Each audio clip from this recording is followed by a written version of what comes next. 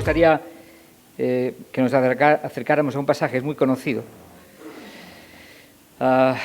Y está en un libro donde los destinatarios de esa carta son creyentes que están pasando por momentos de tribulación, son momentos de persecución, de angustia. Algunos estaban en la cárcel, otros estaban perdiendo posesiones. Había toda una serie de situaciones duras, de rechazo, de oposición, de hostilidad contra ellos por ser cristianos, por su fe.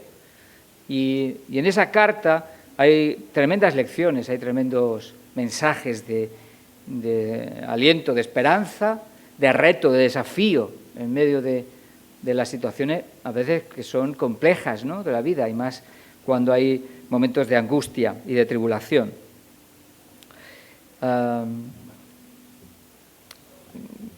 Sabéis que me gustan las preguntas. ¿Cómo describirías tu vida cristiana? ¿Como un desierto o como un jardín? Hasta aquí, ¿cómo ha sido tu vida? ¿Cómo piensas que ha sido? Y otra, ahora mismo, ¿dónde estás? ¿Cómo está siendo tu presente? ¿Es un jardín o es un desierto? ¿Dónde crees que estás? ¿O qué piensas que es en este momento tu vida? ¿Qué estás siendo? Y evidentemente, si estamos en el desierto, la pregunta es cómo hacer que en el desierto, porque a veces el desierto es parte de lo que Dios permite que ocurra en nuestras vidas, ¿cómo encontrar agua en el desierto? ¿Cómo encontrar en medio de un desierto ese agua que refresque nuestras almas? ¿Eso es posible?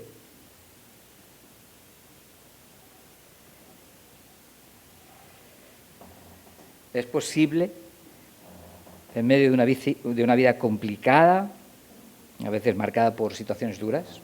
Y hay situaciones que están ahí, que nunca, no las podemos quitar de en medio.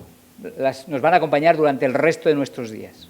Las situaciones que inevitablemente no van a cambiar. Y hay situaciones así, a veces hay cuestiones que Dios permite y que ocurren y podemos, a pesar de esas situaciones, permanecer firmes, fieles al Señor hasta el final.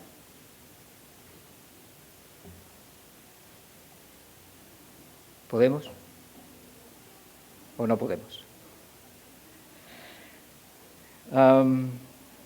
Me gustaría que viéramos, y vamos a ver el texto. Es un pasaje muy, muy conocido. Nosotros lo citamos muchas veces. Y me gustaría que el Señor nos siga ayudando y nos siga tratando, desafiando, alentando, fortaleciendo en medio del momento en el que cada uno de nosotros podamos estar, para la gloria de Dios. Porque al final lo que Dios es busca llevarse la gloria en medio de cualquier situación en la que estemos. Para eso tenemos que mirarle a Él. Me gustaría orar, si me lo permitís. Señor, queremos darte gracias y estamos aquí delante de ti, Señor, con el deseo de acercarnos a tu palabra, con un corazón sincero, rogándote que nos ayudes a creer lo que dice tu palabra. Ayúdanos a confiar lo que tu palabra está diciendo. Señor, te ruego que no permitas que Satanás robe aquellas verdades que tú quieres que se afinquen en nuestros corazones y que surgen de tu palabra.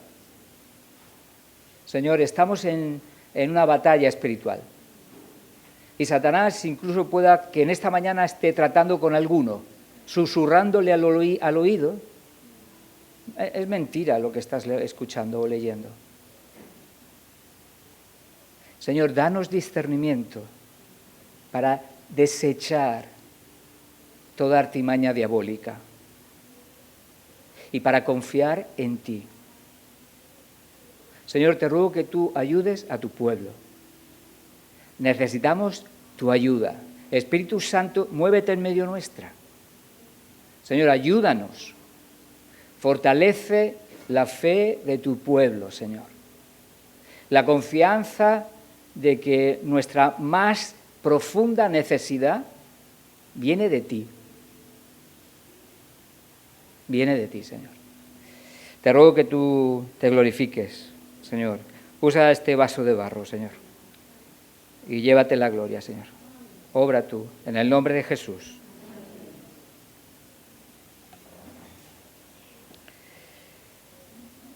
Como decía, esta es una carta, la carta a los Hebreos, capítulo 12, es el que vamos a ver en esta mañana.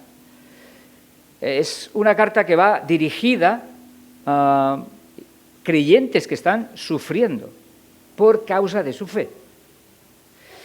Algunos de ellos están planteándose si vale la pena seguir a Jesús. Y por lo tanto están planteándose, mejor es vivir la vida, no tendremos problemas, porque evidentemente alejarse del Señor implicaba dejar a un lado ciertos problemas.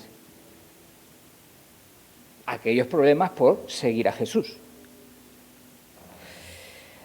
Y están en medio de esa situación, y en medio de esa situación el autor de Hebreos ha estado hablándoles y presentándoles el tremendo pasaje de Hebreos 11, ¿no? Es tremendo ese pasaje, donde se habla de la fe y cómo la fe es el instrumento indispensable para poder realmente vivir en medio de este mundo y encontrar la fuerza, la esperanza, la salida, la dirección para poder realmente salir o vivir una vida que permanece fiel hasta el final. Y son los ejemplos que encontramos en el capítulo 11 de diferentes héroes de la fe. Y no solo de los que se nombra, sino de los que no se nombra, porque para mí hay un grupo muy especial, que son los que no se nombra, que están luego a partir del versículo 35. Dice, las mujeres recibieron sus muertos mediante resurrección. Y está hablando de todos aquellos que vieron la mano de Dios de una manera especial. Vieron el poder de Dios de una manera especial. Otros no lo vieron de esa manera. Pero a pesar de que no lo vieron, permanecieron firmes en la fe en su Señor. Y algunos tuvieron que soportar situaciones muy complicadas. Mira, versículo 35. Mas otros fueron atormentados, no aceptando el rescate, a fin de obtener mejor resurrección. Fueron atormentados. Otros, versículo 36, experimentaron vituperios y azotes, y además de esto prisiones y cárceles. 37, fueron apedreados, aserrados. ¿Tú imaginas a alguien aserrado? Algunos piensan que está hablando de Isaías, del profeta. No lo sabemos, pero pudiera ser Isaías. Puestos a prueba, muertos a filo de espada, anduvieron de acá para allá cubiertos de pieles de oveja y de cabras, pobres, angustiados, maltratados. Estos no habían escuchado el mensaje de la prosperidad.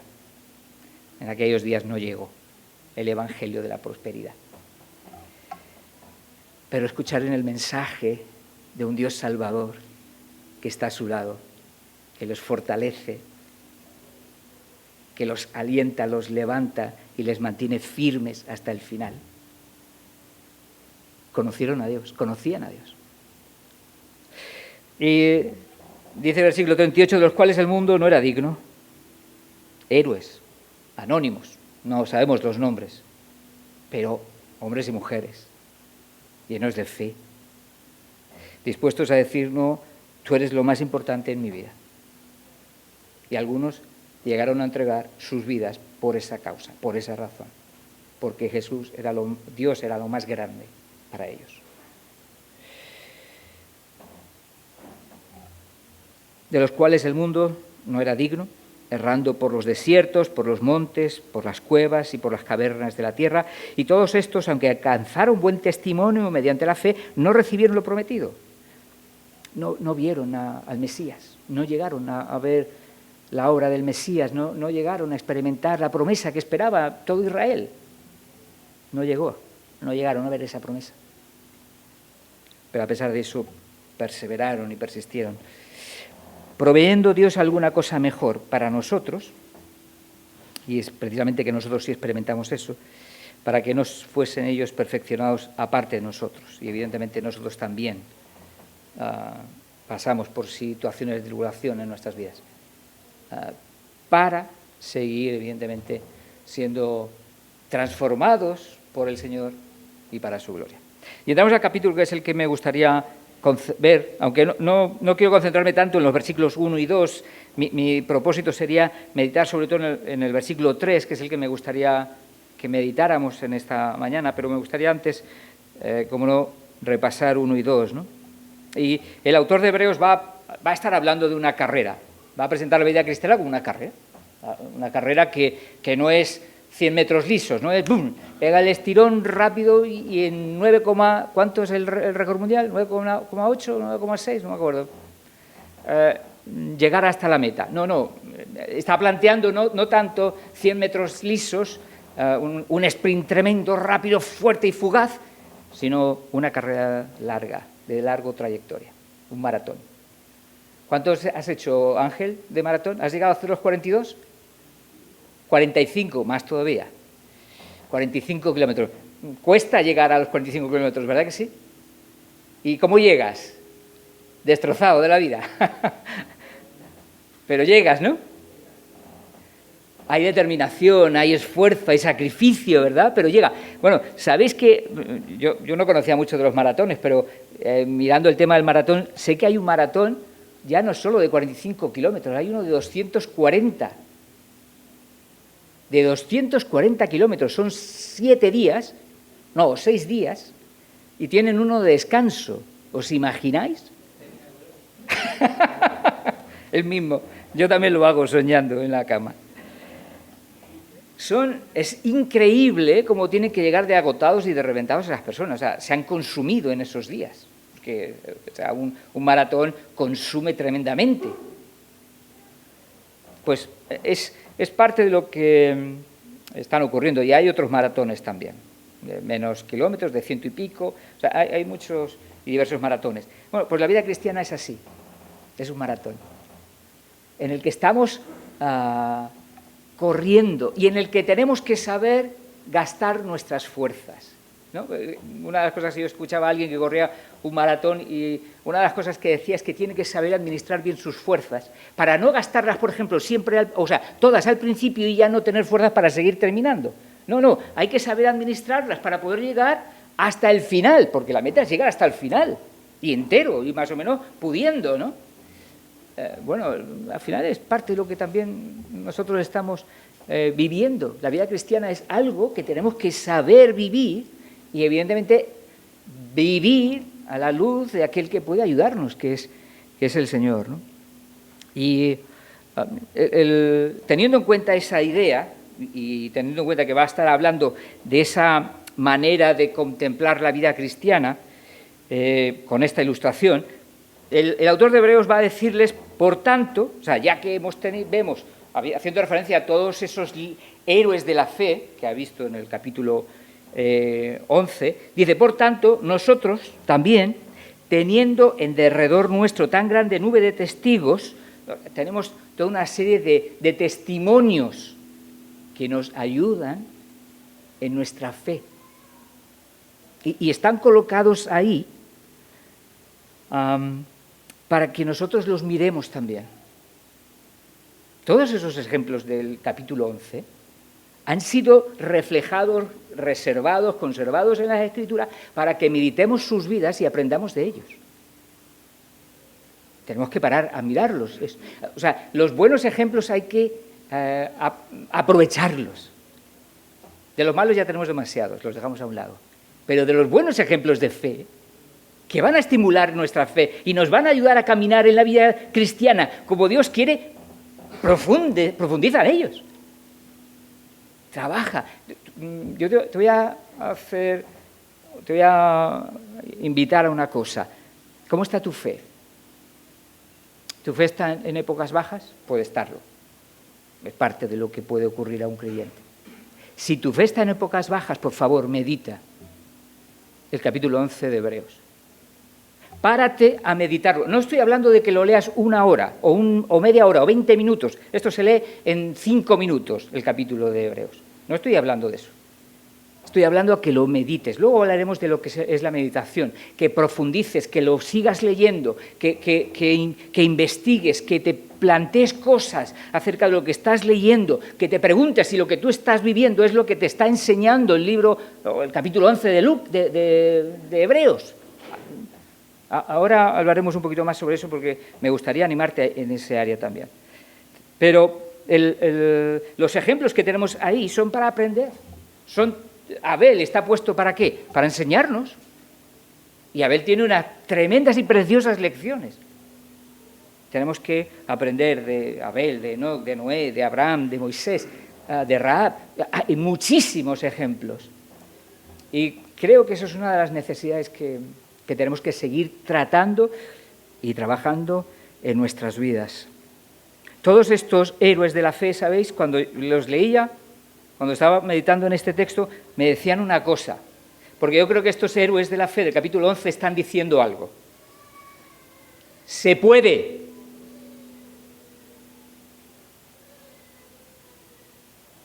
Se puede vivir la vida cristiana a la manera de Dios y llegar hasta el final.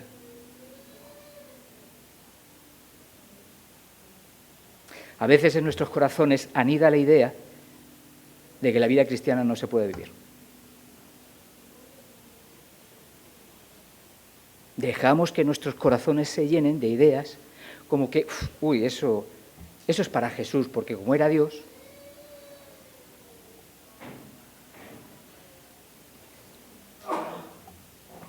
Los primeros sí tenían nombre, pero los segundos ni tenían nombre. No sabemos ni quiénes son. Pero lo que nos están diciendo es, hemos llegado hasta el final. Tú, por la fe, puedes llegar hasta el final. Por la fe, podemos llegar hasta el final. Y esa es precisamente la clave de la vida cristiana. Es esa dependencia, esa fe, esa confianza en quién es Dios y en esa búsqueda constante de nuestro Señor. La vida cristiana consiste en eso.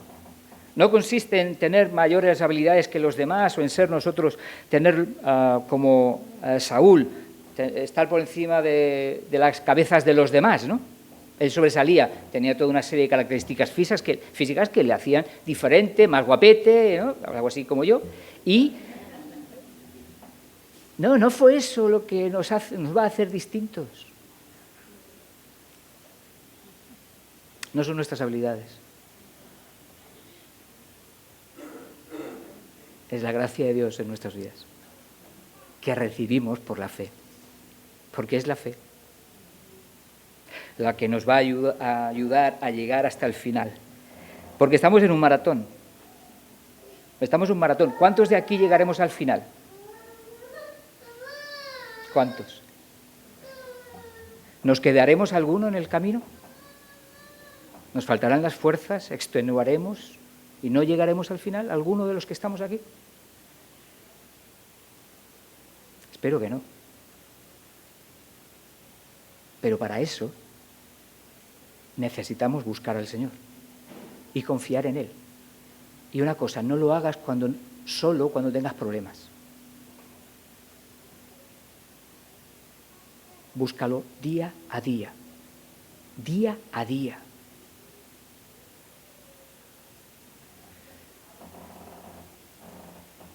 Todos esos héroes tremendos, hombres de Dios, perfectos, sin pecados, sin debilidades, no, ninguno. No, todos están marcados por alguna debilidad, todos pecaron de algún modo, y no solo una vez, como tú y como yo. Pero llegaron al final. Llegaron al final. Perseveraron en la fe. Eso es lo que también nosotros tenemos que seguir aprendiendo de ellos. Y esa carrera en la que estamos viviendo, que evidentemente necesita que podamos vivirla por la fe, a veces requiere renuncia, así es lo que va a decirles ahora. En el versículo 1 dice, por tanto, nosotros también, teniendo en derredor nuestro tan grande nube de testigos, dice, despojémonos de todo peso y del pecado que nos asedia. Hay cosas que nos van a estorbar para correr, es lo que está diciendo el autor. Algunas no son ni pecado,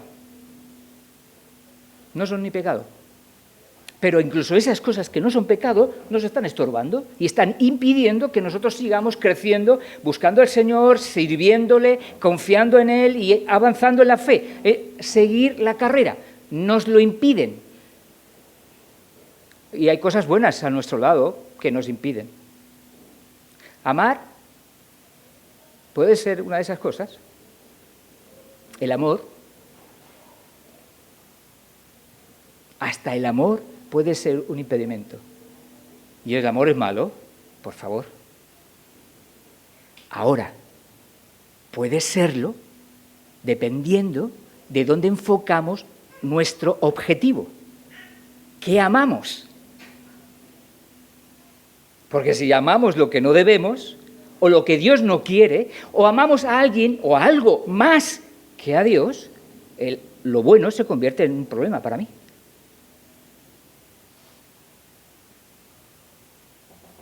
Entonces, el autor nos dice, despójate, déjalo. Si eso va a impedir que tú crezcas y sigas avanzando en tu fe, si eso te va a hundir, si eso te va a hundir en el lamento, en el desaliento, en el desánimo, si eso te va a desviar, te va a hacer entretenerte, te va a hacer distraerte. El móvil, ¿te distrae el móvil? Te aparta de tener tiempo con el Señor tranquilo. Y lo digo con retintín, tranquilo. Porque quizás podemos estar con el tiempo con el Señor y tenemos el móvil aquí y escuchando pi, pi, pi, pi, pi, pi, pi. Y tú estás más entretenido y más preocupado por lo que va a decirte alguien de Sudáfrica o de Italia que lo que tú estás tratando de hacer, que es pasar tiempo con el Señor. Si me permites un consejo, del mismo modo que cuando llegamos aquí, por favor, pon en silencio el móvil. Cuando tú tengas tu tiempo delante de la palabra, también ponlo en silencio. Si lo puedes apagar, mejor.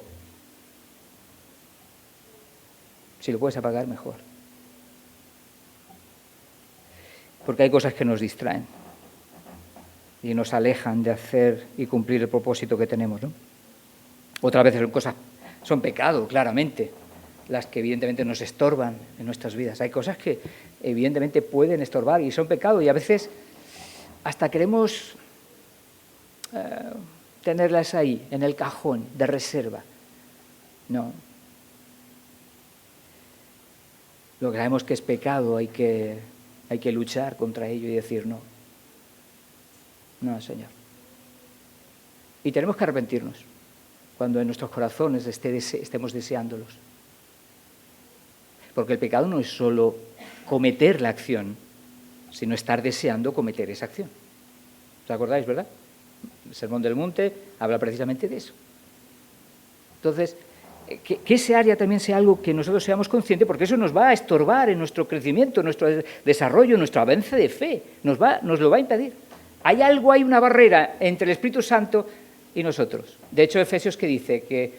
¿Qué ocurre cuando estamos en pecado? ¿Qué hacemos con el Espíritu Santo? ¿O qué le hacemos al Espíritu Santo? Lo entristecemos. Lo entristecemos.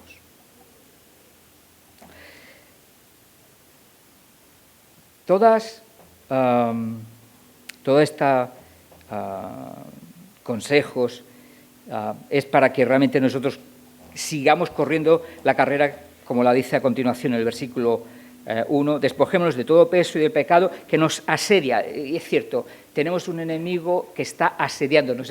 El asedio, ¿sabéis lo que es, no? Es como el ejército enemigo que está a las puertas invistiendo, que está intentando derribar las puertas del castillo, que quiere entrar para conquistar.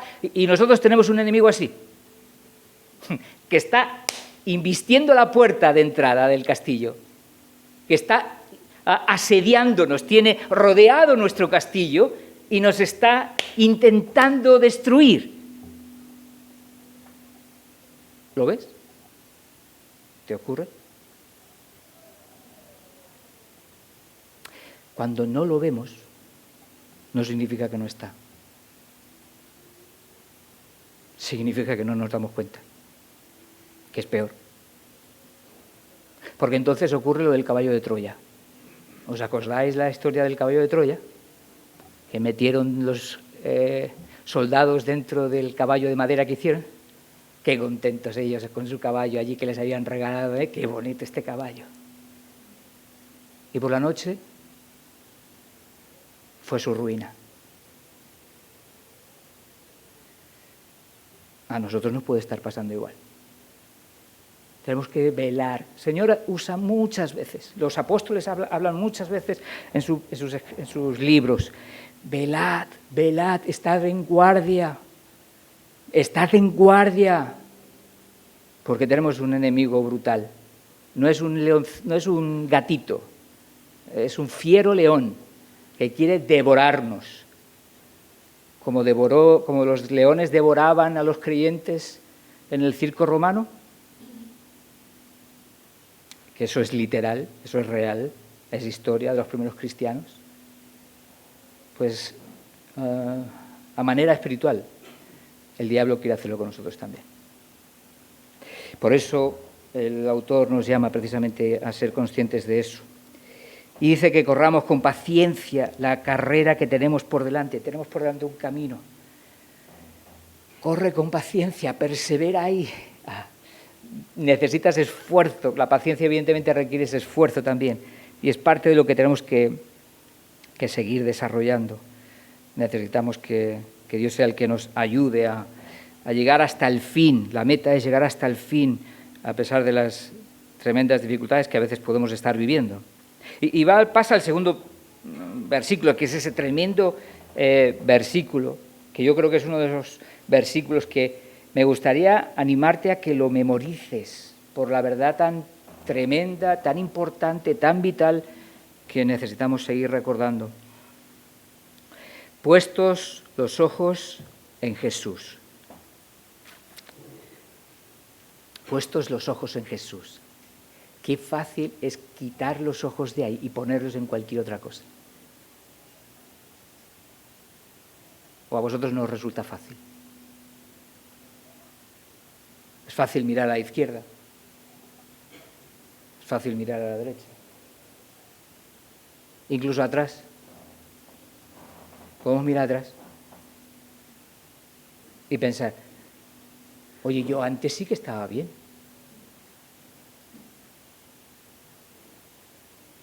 Antes no me pasaba yo bien.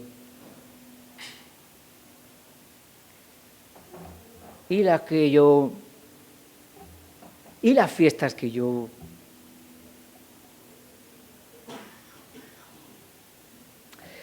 Y no, nuestra necesidad más profunda es precisamente mirar hacia adelante, y eso significa mirar a Jesús. Mirar a Jesús. Cuando nuestra mirada está puesta en Jesús, cuando realmente le buscamos, cuando nos damos cuenta de que Él es lo mejor para nuestras almas, nos libramos de la tentación de querer mirar atrás, ¿no? Y esa es precisamente una de las tentaciones de unos que querían seguir a Jesús.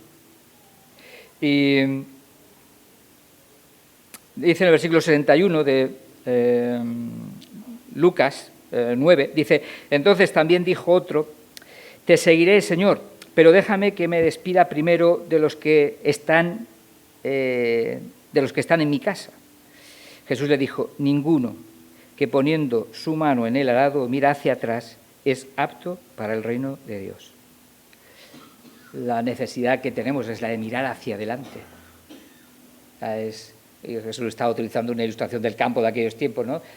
Si el del arado, el que iba guiando el arado, se pone a mirar para atrás, ¿cómo hubiera salido el surco? Como la cuesta del puerto ese, ¿cómo se llama? El puerto del Boyar, ¿no? Bueno, más o menos. Necesitamos tener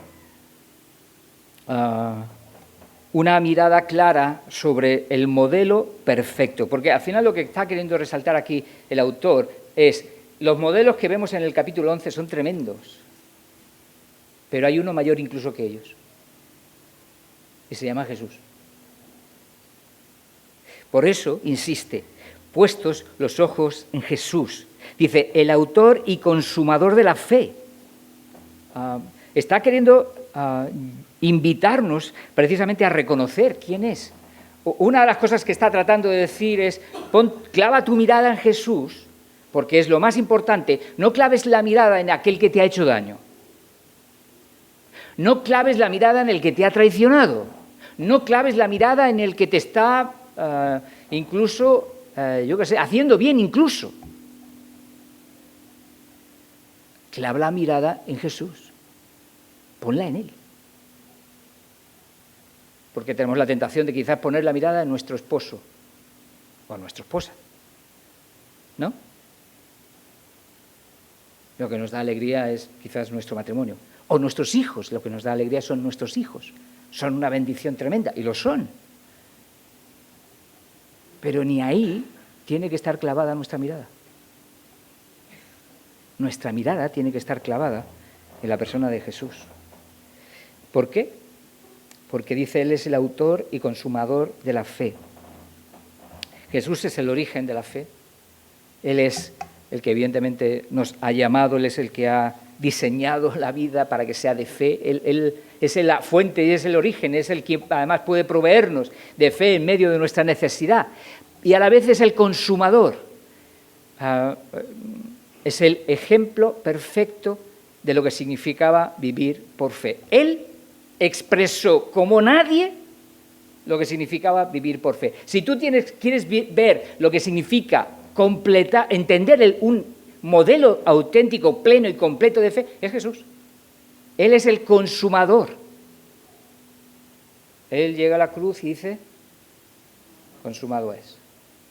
Ha acabado su carrera de una manera plena, absoluta, sin fallar al Padre en ningún momento, viviendo para la gloria del Padre hasta el último momento de su vida,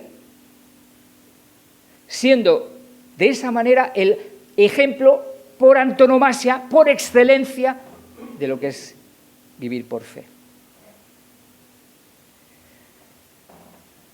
Jesús está siendo precisamente ese ejemplo perfecto, completo, pleno. Él vivió de una manera plena lo que era vivir por fe.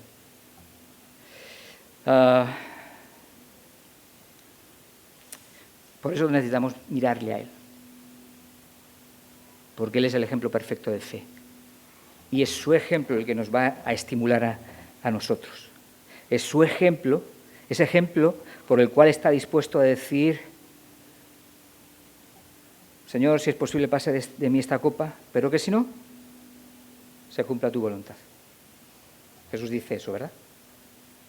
Una de las mayores expresiones de fe. Y Él está expresando tremendamente su fe ahí. Y nos deja ejemplo a nosotros para también vivir de la misma manera. Y nos deja a nosotros también el ejemplo.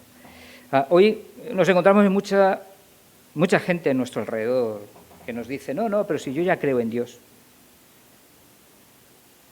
Quizás leen la Biblia de vez en cuando. Quizás incluso hasta han ido alguna vez a la iglesia. Pero ¿sabes dónde se ve una fe auténtica?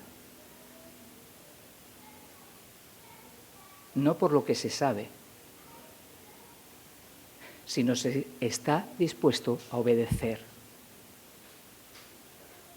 Jesús está reflejando su fe, ¿cómo? Por la obediencia al Padre, a la voluntad. ¿Agradable? No. ¿Pero lo hizo? Sí. Porque había fe en su corazón. Santiago va a decir eso, ¿no? Tú me dices que tienes fe, yo tengo obras, ¿no? Pero yo te mostraré mi fe por mis obras. La fe se demuestra, tiene una expresión viva, real, que otros ven. Eso es lo que hace Jesús. Su fe era una fe auténtica, por la que le llevó a obedecer al Padre. Incluso en medio de toda esa situación, cuando no era precisamente fácil ni agradable. Pero lo hizo. Lo hizo. Y lo hizo a la vez por amor al Padre y por amor a ti y a mí. Por amor a ti y a mí. Es lo que va a decir a continuación, versículo 12. Dice, puestos los ojos en Jesús, el autor y consumador de la fe, dice, el cual, por el gozo puesto delante de él, sufrió la cruz. La esperanza que encontró en no solo el Padre, sino en saber que a través de ese sacrificio tú y yo íbamos a ser redimidos. Que las multitudes que creen en Jesús iban a recibir la salvación. Esa es precisamente lo que estaba ocurriendo también en Jesús. Él estaba viendo el gozo de lo que iba a ocurrir. Había esperanza en su corazón. Por cierto, ¿qué es lo que tú estás esperando que ocurra con tu vida o al final de tu vida? ¿Te alienta eso? ¿Hay esperanza en tu corazón? ¿Hay alguna esperanza que tú ahora mismo no tienes, pero que ves por la fe que Dios ha prometido y sueñas con eso? Bueno, eso es lo que estaba haciendo Jesús. Había una esperanza en su corazón, Él sabía que pasar por la cruz iba a traer mucha bendición a otros. ¿Qué esperanza tenemos nosotros? ¿Qué esperanza tienes tú? ¿Qué esperas? ¿Qué estás esperando de parte de Dios en tu vida? ¿Estás esperando lo que Dios dice? Porque a veces podemos esperar lo que a nosotros nos parece, ¿no? Pero necesitamos esperar lo que Dios quiere. Hay un cielo que nos tiene prometido. Pero no hay que esperar, la salvación es algo futura, pero también es algo presente. Para mí hay una tremenda esperanza presente de lo que es la salvación. El poder de Dios transformándonos, a ti y a mí. Eso es la esperanza que nos da Filipenses 1:6. ¿Quién lo sabe de memoria? ¿Algún hermanito o hermanita? ¿Lo sabe? ¿Alguien?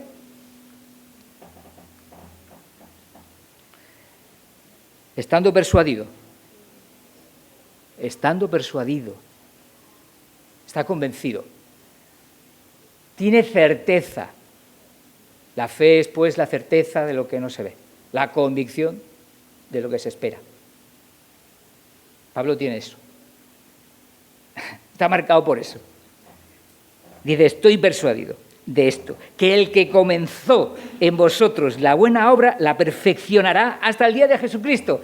¡Aleluya! Esto merece un aleluya, lo siento, disculpadme. Pero esto es un tremendo mensaje de esperanza, lo que este texto está diciéndonos. Es tremendo lo que nos está recordando. ¿Y sabéis qué es lo que está haciendo? Trayendo esperanza a nuestros corazones. Diciéndonos, espera esto. Espera en Él, porque aún no he acabado. Y Dios quiere seguir obrando en nuestras vidas. Y lo va a hacer en el futuro, con una salvación increíble, tremenda, que no somos ni conscientes de lo que nos espera, pero también lo va a hacer ahora. No lo olvides. Hoy Dios está obrando y va a seguir haciéndolo. La salvación tiene ese doble, esa doble cosa. Vosotros me entendéis. Y vemos, tremendo también el final del versículo 2, dice, menospreciando el oprobio. Es decir, no le echa en cuenta la vergüenza de la cruz, ni de las burlas que sufrió. ¿Jesús sufrió burlas? Tremendas burlas, ¿verdad? Tremendas burlas, se burlan de él. Mira, este decía que el templo lo iba a derribar en 3 días. Oye, pues que le pida a Dios. No dice que este es hijo de Dios y que es Dios, no sé qué. No recuerdo ahora el pasaje, lo tengo. Si alguien lo necesita leer, es 27, 39, 44. Lo digo por no leerlo ahora porque se me está yendo la hora. pero se burlaban en la misma cruz, estaban burlándose de Jesús y le estaban diciendo: tú que dices que eres el rey de Israel, sálvate a ti mismo. Hasta uno de los ladrones que estaba al lado le decía: oye, si tú eres el Salvador, eres el Mesías, bájate de la cruz y libérate, y libérame a mí de paso. ¿Lo acordáis, verdad? ¿No fueron burlas las que sufrió? Y los ataques que sufrió de parte de Israel. La multitud aquella que al principio hacía 5 días, estaba gritando: Hosana, el rey de Israel. Y a los 5 días gritan: ¿qué? ¡Crucifícale!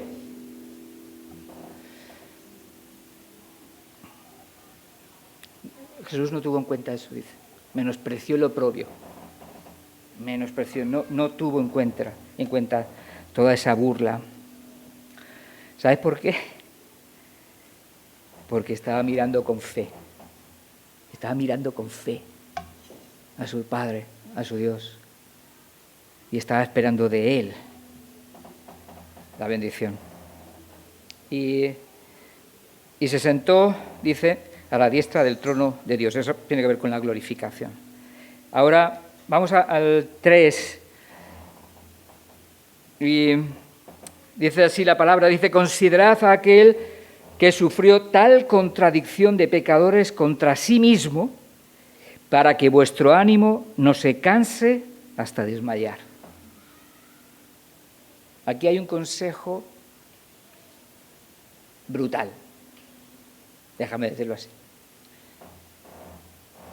Pero aquí hay un consejo tremendo. Empieza el autor de Hebreos diciéndonos que para poder vivir sin desanimarnos y caer en el desmayo, tenemos que hacer algo. Y eso lo dice al principio.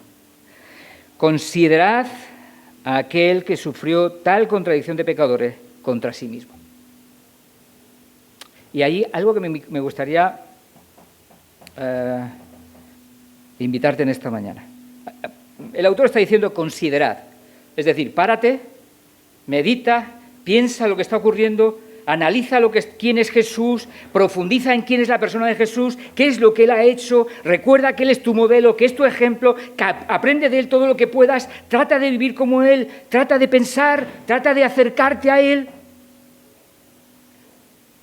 Considera, ten en cuenta. Me gustaría utilizar otra palabra y dejar esta palabra contigo. Medita. Medita en aquel que sufrió tal contradicción de pecadores contra sí mismo. Aquel que sufrió tanta hostilidad y tanta oposición. Es lo que está queriendo decir. Pero lo que está queriendo decir aquí el autor de Hebreos es: párate a meditar. Párate a meditar en quién es Jesús. Párate a meditar quién es y cómo vivió tu Señor. Y párate a verle. Ahora, si tú estás en el desierto, si tu momento es un momento de desierto, es momento para que te pares a mirar al que sufrió tal contradicción de pecadores. Es necesario pararse para meditar en Él y preguntarnos: ¿qué es lo que yo estoy sufriendo? ¿Qué es lo que sufrió Él? Recordad que del Jesús que estamos hablando, no pensemos que es el Jesús divino, que está haciendo uso de su poder divino. No, estamos hablando del Jesús humano. El divino está ahí también. Eso es uno de los misterios de la fe. Pero no está haciendo uso de sus atributos divinos, ¿eh? Está viviendo como hombre, guiado por el Espíritu Santo. Por eso es ejemplo para ti y para mí. Por eso necesitamos pensar en lo que Él sufrió y cómo Él, por la fe, con la ayuda del Espíritu Santo, fue capaz de enfrentar y llegar hasta el final de su meta. Y nosotros tenemos que vivir así. Y nosotros tenemos que aprender a vivir de esa manera, por la fe, viendo a nuestro modelo perfecto, mirando, clavando nuestra mirada constantemente y meditando en la persona de nuestro Señor Jesús. En la meditación necesitamos dos cosas. Una, como dice Efesios 1, 18, iluminación del Espíritu Santo. La obra del Espíritu Santo necesitamos que Él la siga ejecutando, obrando en nuestras vidas, para que nuestro entendimiento se abra y podamos comprender los misterios, la verdad de Cristo, la verdad de su gloria, para que podamos ir entendiendo, porque nuestras mentes, como dice 2 Corintios 10, se van entenebreciendo. Y necesitamos luz. Eso es lo que hace el Espíritu Santo. Ahora, hay una parte que a ti y a mí no nos corresponde, es acercarnos, a pasar tiempo con el Señor en la palabra, meditando lo que Dios dice y orando, para que Dios nos ayude a vivir de la manera en la que nos está mostrando. Necesitamos eso, hermanos, necesitamos meditar en las Escrituras. Jesús sufrió tremendo. Su sufrimiento, ¿alguno de aquí lo estamos experimentando? ¿Alguien piensa que está sufriendo lo mismo que Jesús? Nuestros sufrimientos no tienen que ver con lo que Él sufrió. Y Él, por la fe y por el poder del Espíritu Santo, siguió adelante y llegó hasta el final. Eso nos da un tremendo mensaje de esperanza, de que tú y yo, en nuestros sufrimientos, también podemos llegar hasta el final.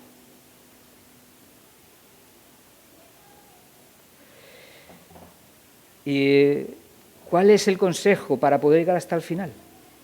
Meditar en la persona de nuestro Señor Jesús, meditar en las Escrituras, meditar en lo que Dios tiene para nuestras vidas.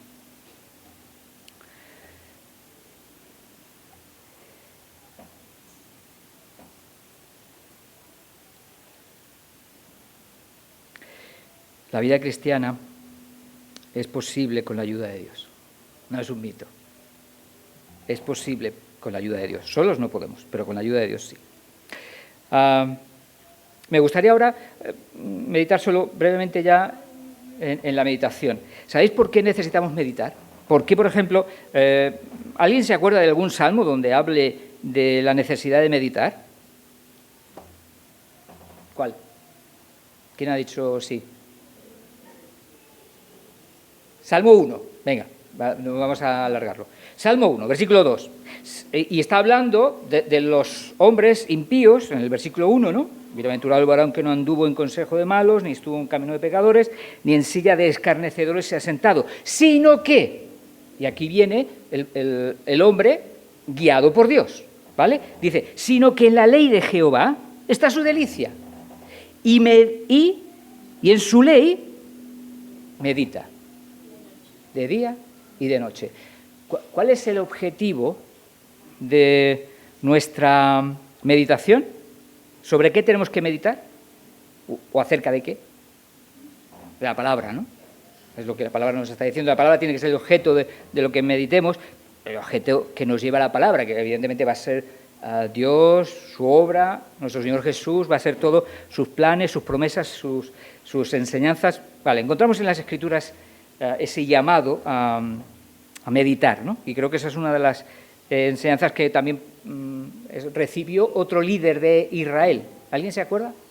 En el capítulo 1 de su libro. Josué.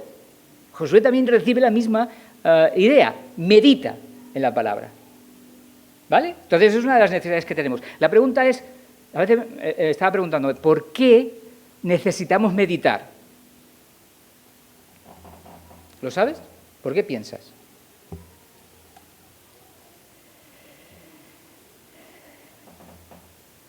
Bueno, yo os daré una pequeña idea. Porque nadie me habla tanto a mí como yo mismo. ¿Alguien lo entiende? Si hay alguien, ¿sabes quién es la mayor influencia en tu propia vida? Tú mismo. Porque tú mismo te estás hablando que todo el día te estás diciendo cosas. Todo el día estás meditando en lo que estás experimentando y tú estás interpretando lo que estás viviendo. ¿De qué manera? ¿A la luz de la verdad?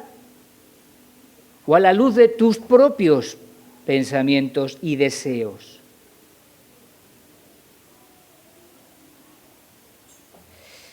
Por eso necesitamos meditar, para que Dios transforme ese yo nuestro que está hablándonos constantemente y que no hace más que decirnos esto o lo otro.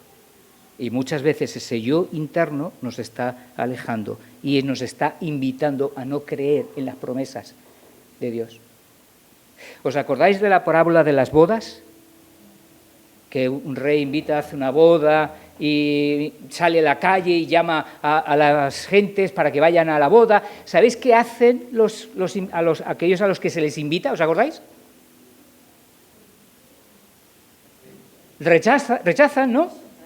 Porque dice que algunos estuvieron en su campo, otros en sus negocios, pero que cada uno, o sea, que pasaron olímpicamente. Reciben la invitación y pasan olímpicamente.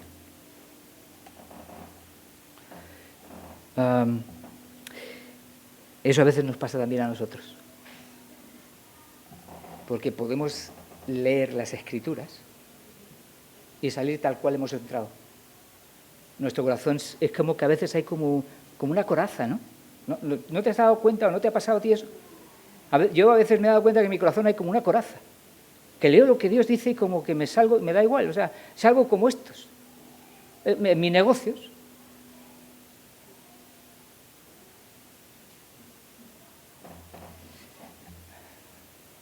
Y necesito que el Señor toque mi corazón y haga sensible a la hora de escuchar lo que quiere para mi vida, ¿no? Y quizás tú no te das cuenta de esto que te estoy diciendo, pero párate a examinar tu corazón y a pensar si realmente no es lo que está ocurriendo. Muchas veces estamos viviendo precisamente para eso. ¿Sabes lo que a veces nos ocurre? Que tenemos bendiciones de parte de Dios y ni siquiera somos agradecidos. No somos capaces de darle gracias al Señor y de abrir mi boca para decirle, Señor, gracias por esto y lo otro, y seguir recordándolo, ¿no? Pero el salmista sí lo hace, en el Salmo 103.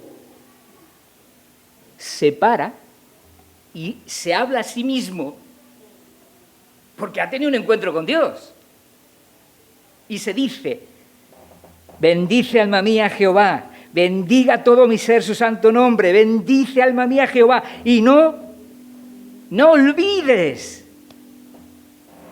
ninguno de sus beneficios. Él es quien perdona todas tus iniquidades. Él, el que sana todas tus dolencias.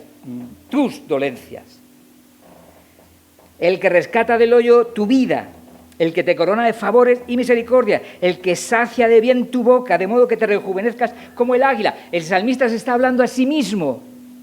Y porque está en la presencia de Dios, su propio corazón le dice a sí mismo, alaba a Dios.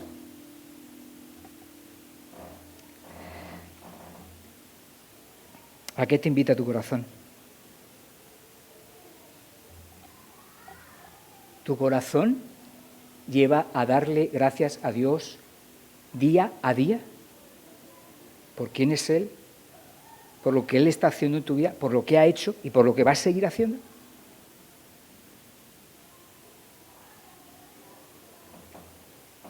O nuestro corazón nos hace indiferentes, como aquellos que recibieron la oferta de ir a las bodas.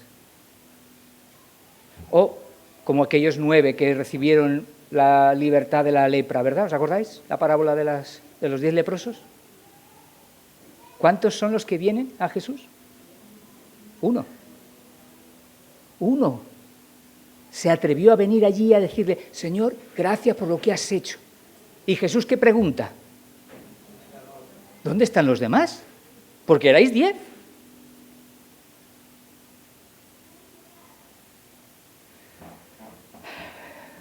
Nos pasará a nosotros también igual. Que a veces estamos siendo como los 9 y nuestras bocas no se abren para decir gracias. ¿Necesitaremos hacerlo?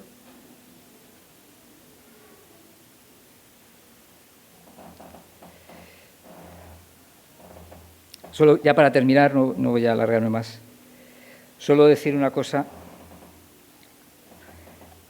acercarme a la palabra de Dios y buscar meditar en ella por el poder del Espíritu Santo es lo que me va a ayudar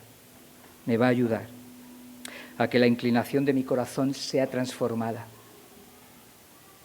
La inclinación de mi corazón es a no dar gracias, pero por la presencia de Dios mi corazón es inclinado a dar gracias.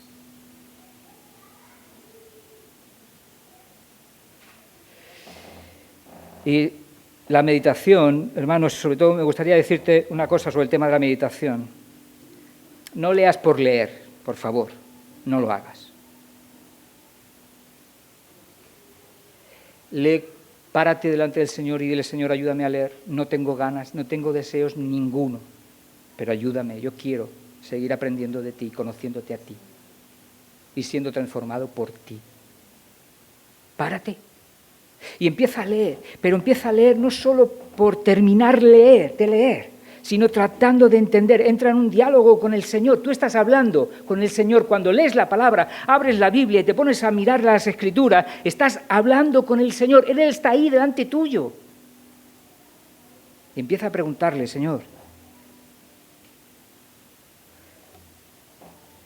tú guardarás en completa paz a aquel cuyo pensamiento en ti persevera, porque en ti ha confiado. Señor, ¿eso es cierto? ¿Que tú vas a guardarme a mí en completa paz? Señor, me cuesta creerlo, no lo entiendo. Ayúdame. ¿Qué significa eso de que tú guardarás en completa paz a aquel cuyo pensamiento en ti persevera? ¿Qué tengo que hacer, Señor? ¿Cómo puedo hacer que mi pensamiento persevere? Ayúdame, ¿qué tengo que hacer? Porque es que hay algo, ¿no?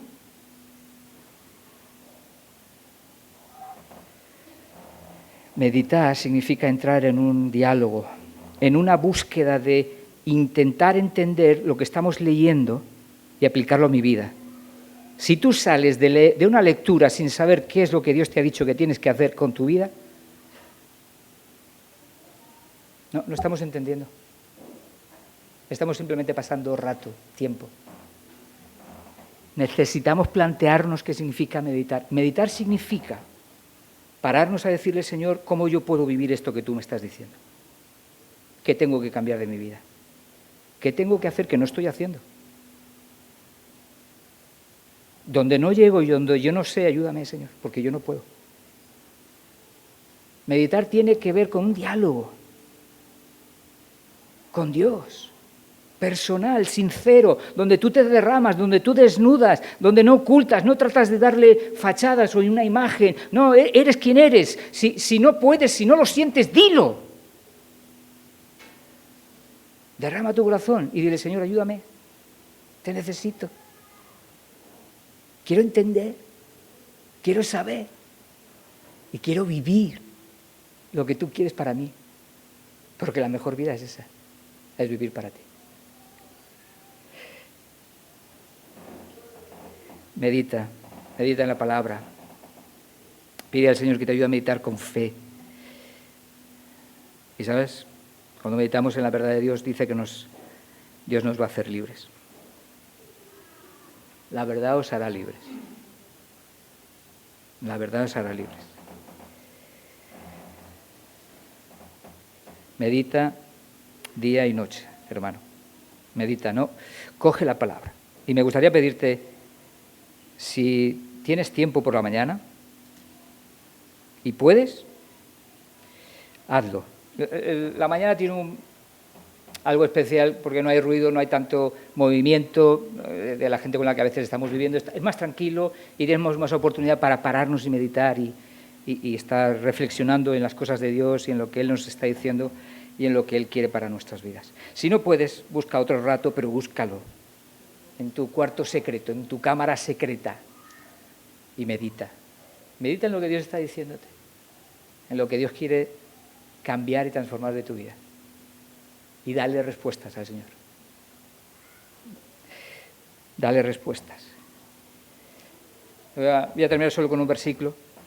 Por tanto, todos nosotros, mirando a cara descubierta, como en un espejo, la gloria del Señor, mirándole a Él, meditándole, viéndole a Él, a través de su palabra.